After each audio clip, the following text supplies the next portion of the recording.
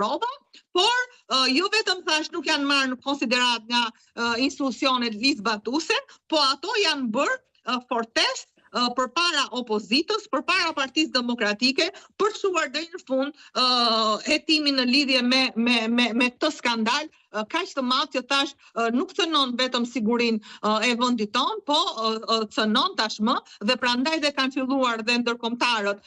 të reagojnë kaq shumë, sepse cënon dhe interesin qoftë vendeve të Europës, po qoftë dhe deri në Shtetet Bashkuara të Amerikës. Dhe nga ana tjetër po të shkojnë edhe lufta me krimin e organizuar, me kartelet e drogës që Donald Trump i ka shpallur dhe grupe terroriste, SPAK-u nuk ka bërë asnjë veprim konkret, sepse çdo dosje që po hetohet sot nga SPAK-u nuk ka një dosje që të hetohet si një veprim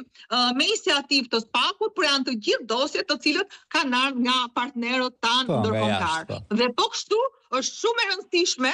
ta cekim dhe problemin se çfarë tha Dash në raportin e tij të fundit, që nuk ka garë,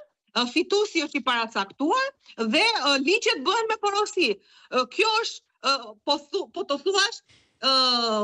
90% e objektit të kallëzimeve që unë kam bërë në 84 prej tyre, bashkë me të thoshmin 85 në SPAK, dhe është patjetër që duhet vihet alarmi nga ana e SPAK-ut, po dhe nga institucionet e tjera, të cilat në fakt duhet të kontrollojnë edhe vetë sistemin e drejtësisë, që pse dosje të vitit 2019 që datojnë me krijimin e SPAK-ut, edhe sot e kësaj dite nuk nxiren dhe nuk hetohen me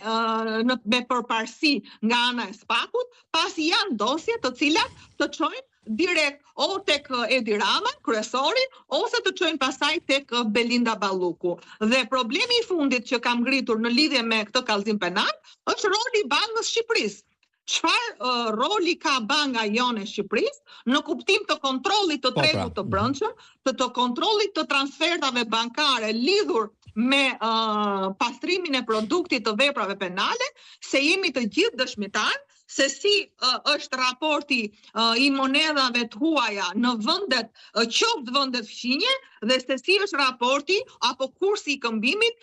i monedhës shqiptare me euron. Tani ka ardhur ky shfuqizim i monedhës euro, se është fuqizuar leku shqiptar për disa faktorë ekonomik, jo dukshëm. Këta janë elementët, një nga elementët më kryesor,